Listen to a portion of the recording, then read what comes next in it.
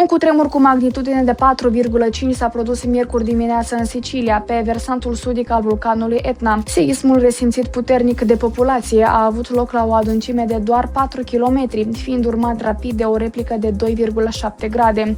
Deși nu au fost raportate victime sau pagube materiale, autoritățile din Catania au decis închiderea preventivă a tuturor școlilor. Primarul a dispus verificarea tehnică a clădirilor pentru a garanta siguranța structurală a unităților de învățământ.